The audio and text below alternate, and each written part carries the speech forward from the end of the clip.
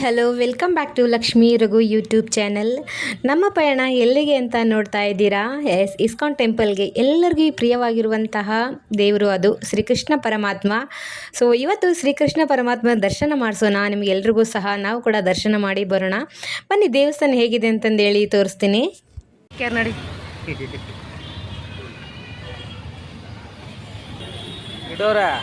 ದರ್ಶನಕ್ಕೆ ಹಿಂಗೆ ಅನ್ಸುತ್ತೆ, ಮೇಲೆ ಅನ್ಸುತ್ತೆ ದರ್ಶನಕ್ಕೆ. ದರ್ಶನ ಮೇಲೆ ಹೋಗ್ಬೇಕನ್ಸುತ್ತೆ. ಹಾಂ, ಮೇಲೆ ಅನ್ಸುತ್ತೆ ಪಾಪ. ಮೇಲೆ ಹೋಗ್ಬೇಕು.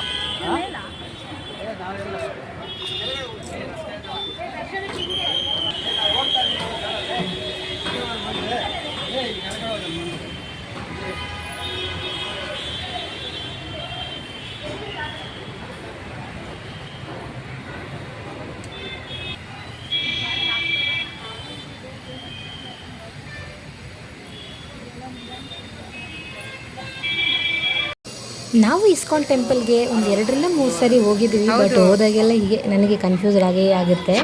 ಅವತ್ತು ಮಾತ್ರ ತುಂಬಾ ರಶ್ ಇತ್ತು. ನಾವು ಹೋಗಿದ್ದು ಮಂಗಳವಾರ ದಿನ. ಅವತ್ತು ಏನು ಸ್ಪೆಷಲ್ ಇತ್ತು ಏನೋ ನನಗಂತೂ ಗೊತ್ತಿಲ್ಲ. ಟೆಂಪಲ್ ಅಂತೂ ತುಂಬಾ ರಶ್ ಇತ್ತು, ನೀವೇ ನೋಡ್ತಾ ಇದ್ದೀರಲ್ವ.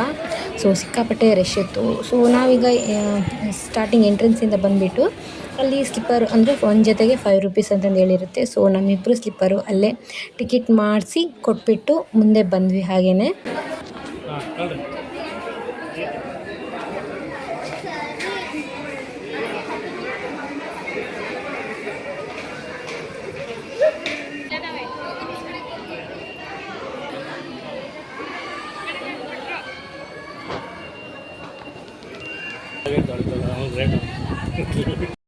ಸೊ ಸ್ಲಿಪ್ಪರ್ನ ಅಲ್ಲೇ ಬಿಟ್ಬಿಟ್ಟು ಹಾಗೆ ಸ್ವಲ್ಪ ಮುಂದೆ ನಡ್ಕೊಂಡು ಬರಬೇಕು.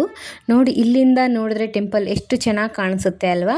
ಹಾಗೆ ಮೆಟ್ರೋದಲ್ಲಿ ಹೋಗ್ತಾ ಬರ್ತಾ ಈ ಥರ ನೋಡಿದಾಗೆಲ್ಲ ಇಸ್ಕಾನ್ ಟೆಂಪಲ್ಲು ಸಖತ್ತಾಗಿ ಕಾಣಿಸುತ್ತೆ. ನಾನು ಯಾವಾಗಲೂ ಈ ಸೈಡ್ ಏನಾದರೂ ಹೋದ್ರೆ ಇನ್ ಕೇಸು ನೋಡೋದಂತೂ ಮಿಸ್ ಮಾಡೋದೇ ಇಲ್ಲ, ಯಾಕಂದರೆ ವ್ಯೂ ಅಷ್ಟು ಚೆನ್ನಾಗಿರುತ್ತೆ. ಸುಮಾರು ನಾನು ಹೋಗಿ ಆಲ್ರೆಡಿ 3-4 ವರ್ಷ ಆಗಿತ್ತು. ಹಾಗಾಗಿ ಒಂದು ಸಾರಿ ಹೋಗ್ಬಿಟ್ಟು ಬರೋಣ ಅಂತಂದೇಳಿ ಅಂದ್ಕೊಂಡಿದ್ವಿ. ಆದರೆ ಏನು ಮಾಡೋದು, ನನ್ನ ಹಸ್ಬೆಂಡ್ ಫ್ರೀ ಇದ್ದಾಗಲೇ ಹೋಗಬೇಕು. ಇನ್ ಕೇಸ್ ಅವ್ರಿಗೆ ಏನಾದರೂ ಕೆಲಸ ಇತ್ತಂದರೆ ಬರೋಕ್ಕೂ ಆಗೋದಿಲ್ಲ. ಹಂಗಾಗಿ ಅವ್ರಿಗೆ ಫ್ರೀ ಮಾಡಿಕೊಂಡು ಸೊ ನನಗೋಸ್ಕರ ಬಂದರು. ಮತ್ತೆ ಇಸ್ಕಾನ್ ಟೆಂಪಲ್ನ ತೋರಿಸಿದ್ರು. ಸೊ ಇವಾಗ ನಾನು ಒಳಗಡೆ ಹೋಗ್ತಾ ಇದ್ದೀನಿ.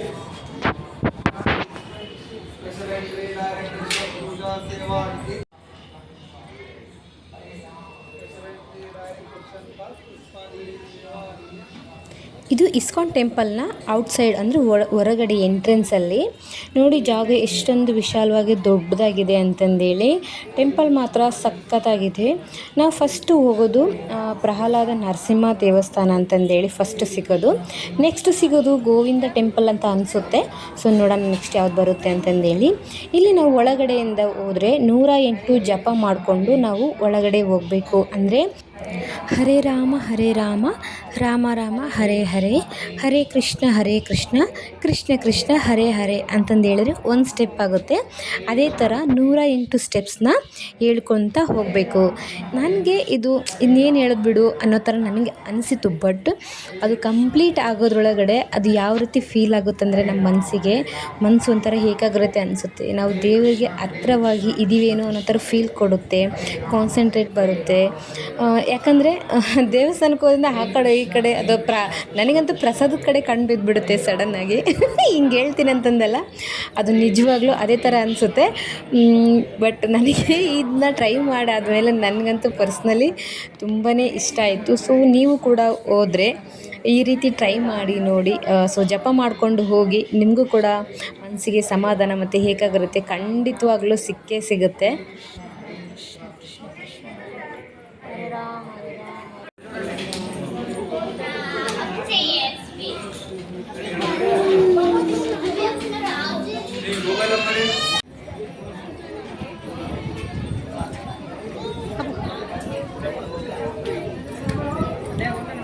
ಹರೇ ಕೃಷ್ಣ ಕೃಷ್ಣ ಹರೇ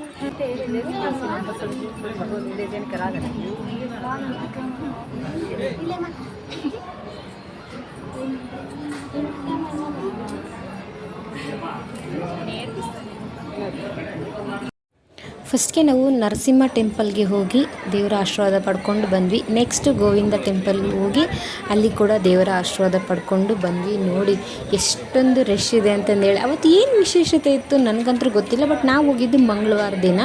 ಸೊ ಮಂಗಳವಾರ ದಿನ ಹೋದರೆ ಏನಾದರೂ ಸ್ಪೆಷಲ್ ಇರುತ್ತಾ ಇಸ್ಕಾನ್ನಲ್ಲಿ ಅಂತಂದೇಳಿ ಗೊತ್ತಿರೋರಿದ್ದರೆ ಕಮೆಂಟ್ ಕೂಡ ಮಾಡಿ. ನನಗಂತೂ ಗೊತ್ತಿಲ್ಲ ಮಂಗಳವಾರ ದಿನ ಏನು ಸ್ಪೆಷಲ್ ಇರುತ್ತೆ ಅಂತಂದೇಳಿ ಇಸ್ಕಾನಲ್ಲಿ, ಬಟ್ ಸಿಕ್ಕಾಪಟ್ಟೆ ರಶ್ ಇತ್ತು. ಸೊ ಒಳಗಡೆ ಹೋಗಿ ಬರೋದ್ರೊಳಗಡೆ ಸುಸ್ತಾಗಿ ಹೋಗಿತ್ತು, ಅಷ್ಟೊಂದು ರಶ್ ಇತ್ತು. ನೆಕ್ಸ್ಟು ನಾವು ಅವೆರಡು ದೇವಸ್ಥಾನಕ್ಕೆ ಹೋಗಿ ನೆಕ್ಸ್ಟ್ ಮೇಲೆ ಬಂದ್ವಿ. ಸೊ ಮೇಲ್ಗಡೆಯಿಂದನೂ ನೋಡಿ ಎಷ್ಟೊಂದು ಚೆನ್ನಾಗಿ ಕಾಣಿಸ್ತಾ ಇದೆ, ಸಖತ್ತಾಗಿ ಹಂಗೆ ಬಿಸಿಲು ಕೂಡ ಇತ್ತು. ಬಟ್ ನೋಡೋಕ್ಕಂದ್ರೂ ತುಂಬಾ ಚೆನ್ನಾಗಿ ಅನ್ನಿಸ್ತಾ ಇತ್ತು. ಸೊ ಇವಾಗ ನಾವು ಶ್ರೀಕೃಷ್ಣ ಪರಮಾತ್ಮನ ನೋಡೋಕ್ಕೆ ಹೋಗ್ತಾ ಇದ್ದೀವಿ. ಬನ್ನಿ ಹೋಗೋಣ, ಒಳಗಡೆ ಹೇಗಿದೆ ಅಂತಂದೇಳಿ ತೋರಿಸ್ತೀನಿ. ಆ್ಯಕ್ಚುಲಿ ಅಲ್ಲಿ ವಿಡಿಯೋ ಮಾಡ್ಕೊಳ್ಳೋ ಪರ್ಮಿಷನ್ ಇದ್ದಿಲ್ಲ, ಬಟ್ ನಾನು ಕದ್ದು ಮುಚ್ಚಿ ವಿಡಿಯೋ ಮಾಡ್ದೇ ಬಿಡೋದು ಇಲ್ಲ. ಸೊ ಹೋಗಿರೋದೇ ಅದಕ್ಕಂತೆ ವಿಡಿಯೋ ಮಾಡೋದಕ್ಕೆ. ವಿಡಿಯೋ ಮಾಡಿಲ್ಲ ಅಂದರೆ ಹೇಗೆ ಹೇಳಿ ಅಲ್ವಾ?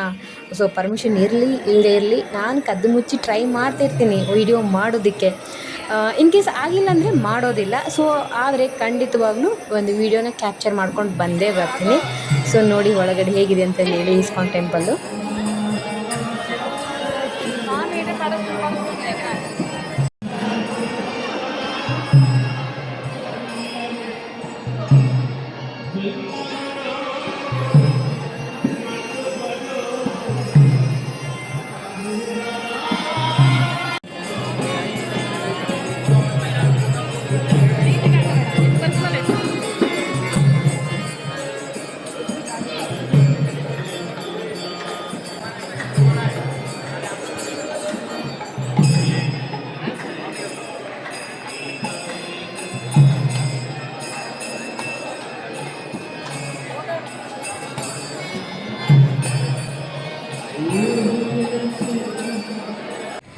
ಸೊ ಬೆಂಗಳೂರಿಗೆ ಹೊಸ್ದಾಗಿ ಬಂದಿರೋರಿಗೆ ಇಸ್ಕಾನ್ ಟೆಂಪಲ್ ನೋಡಲೇಬೇಕು ಅಂತಂದೇಳಿ ಕ್ಯೂರಿಯಾಸಿಟಿ ಇದ್ದೇ ಇರುತ್ತೆ. ಯಾಕಂದರೆ ಅವ್ರಿಗೆ ದೇವಸ್ಥಾನ ಹೆಂಗಿದೆ ಏನು ಅಂತ ಒಂದು ಕ್ಯೂರಿಯಾಸಿಟಿ ಇರುತ್ತೆ. ಸೊ ನನಗೂ ಕೂಡ ಇತ್ತು ಸ್ಟಾರ್ಟಿಂಗಲ್ಲಿ.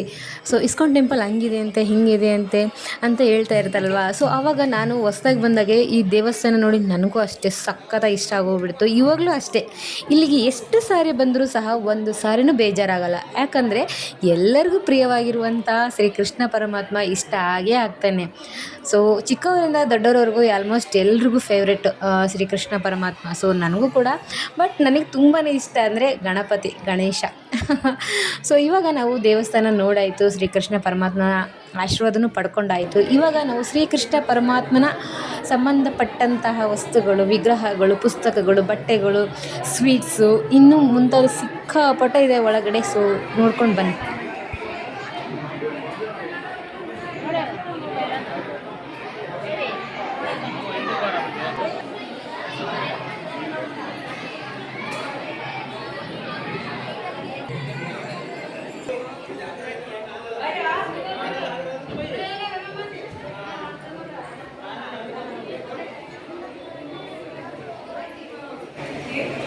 ಬ್ಯೂಟಿಫುಲ್ ಆಗಿದ್ದಾವಲ್ಲ.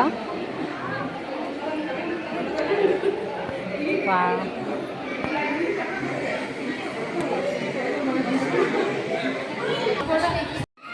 ನೋಡಿದ್ರಲ್ಲ ಎಷ್ಟೊಂದು ಕೃಷ್ಣ ವಿಗ್ರಹಗಳಿದ್ದಾವೆ ಅಂತಂದೇಳಿ. ಅದರಲ್ಲೂ ಪುಟ್ಟ ಪುಟ್ಟ ಕೃಷ್ಣಗಳು ನೋಡಿದ್ರಿ ಅಂತರೂ ನನಗಂತರೂ ಅವನ್ನೆಲ್ಲ ಎತ್ಕೊಂಬಂದ್ಬಿಡ್ಲಾ ಅಂತ ಅನ್ನಿಸ್ತಾ ಇತ್ತು. ಬಟ್ ಏನು ಮಾಡೋದು, ಅಷ್ಟೊಂದೆಲ್ಲ ತರೋಕ್ಕಾಗೋದಿಲ್ಲ. ಯಾಕಂದರೆ ಅಷ್ಟು ಚೆನ್ನಾಗಿದ್ದಾವೆ, ಒಂದಕ್ಕಿಂತ ಒಂದು. ನೋಡಿ ಈ ವಿಗ್ರಹ ಅಂತೂ ಸಖತ್ತಾಗಂದರೆ ಸಖತ್ತಾಗಿದೆ. ನೋಡ್ತಾ ಇದ್ದೀರಲ್ವ ಎಷ್ಟು ನೀಟಾಗಿ ಕೆತ್ತಿದ್ದಾರೆ ಅಂತಂದೇಳಿ. ಕೃಷ್ಣ ಅಂದರೆ ಯಾರಿಗೆ ಇಷ್ಟ ಇಲ್ಲ ಹೇಳಿ?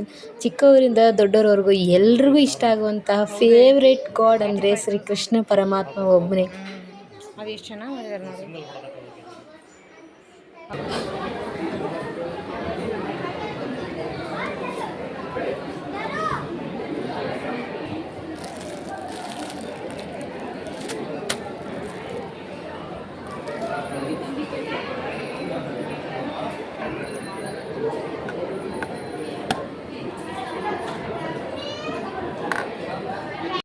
ಸೊ ಅದನ್ನೆಲ್ಲ ನೋಡ್ಕೊಂಡು ಆದಮೇಲೆ ಇಲ್ಲಿ ಸ್ವೀಟ್ಸು, ಬಜ್ಜಿ, ಬೋಂಡ, ಬೇಕ್ರಿ ಐಟಮ್ಸು, ಒಟ್ಟಿನಲ್ಲಿ ತಿನ್ನೋಕೆ ಏನು ಬೇಕೋ ಎಲ್ಲನೂ ಇಲ್ಲಿರುತ್ತೆ.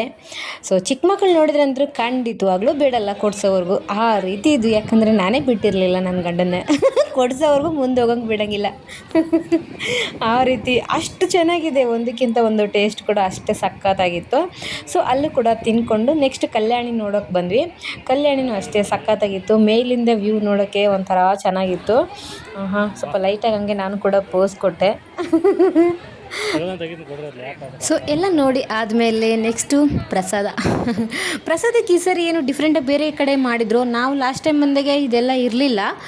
ಸೊ ಕೆಳಗಡೆ ಅಲ್ಲಿ ಕೊಡ್ತಾಯಿದ್ರು ಕಲ್ಯಾಣಿ ಮುಂದೆ ಆ ಕಡೆ, ಬಟ್ ಇದನ್ನೆಲ್ಲ ಹೊಸ್ದಾಗಿ ಮಾಡಿದರು. ಸೊ ಅದು ಕೂಡ ಅರೇಂಜ್ಮೆಂಟು ತುಂಬಾ ಚೆನ್ನಾಗಿತ್ತು. ಯಾಕಂದರೆ ತುಂಬ ಜನ ಬರ್ತಾಯಿರಲ್ವ, ಸೊ ಹಾಗಾಗಿ ಮೇಂಟೈನ್ ಮಾಡೋದು ಕಷ್ಟ ಅಂತ ಮೋಸ್ಟ್ಲಿ ಇಲ್ಲಿ ಮಾಡಿದ್ದಾರೆ. ಪ್ರಸಾದಕ್ಕೆ ಪೊಂಗಲ್ ಕೊಡ್ತಾಯಿದ್ರು, ತುಂಬಾ ಬಿಸಿ ಬಿಸಿಯಾಗಿತ್ತು ಪೊಂಗಲ್ಲು. ಸೊ ಇದನ್ನೆಲ್ಲ ತಿಂದ್ಕೊಂಡು ಆದಮೇಲೆ ಮತ್ತೆ ನಾವು ಇದು ಸಾಲಿಲ್ಲ ಅಂತಂದೇಳಿ ಅಲ್ಲೇ ಊಟ ಕೊಡ್ತಾಯಿದ್ರು. ನಾವು ಫಸ್ಟ್ ಟೈಮ್ ಟ್ರೈ ಮಾಡಿದ್ವಿ, ಯಾವತ್ತೂ ಟ್ರೈ ಮಾಡಿರಲಿಲ್ಲ. ಇಲ್ಲಿ ಊಟ ಕೊಡ್ತಾರೆ ಅಂತಲೂ ಗೊತ್ತಿರಲಿಲ್ಲ ನಮಗೆ ಆ್ಯಕ್ಚುಲಿ. ಸೊ ಅಲ್ಲೆಲ್ಲ ಹೇಳಿದ್ರು ಕೊಡ್ತಾರೆ ಅಂತಂದೇಳಿ, ಸೊ ಹೋಗೋಣ ಅಂತಂದೇಳಿ ಹೋಗಿದ್ವಿ, ಟ್ರೈ ಮಾಡಿದ್ವಿ. ಸೂಪರಾಗಿತ್ತು ಪಾಯಸ ಅಂತರೂ. ಸೊ ಅನ್ನ ಸಾಂಬಾರು ತಿಂದ್ಕೊಂಡು ಬಂದ್ವಿ.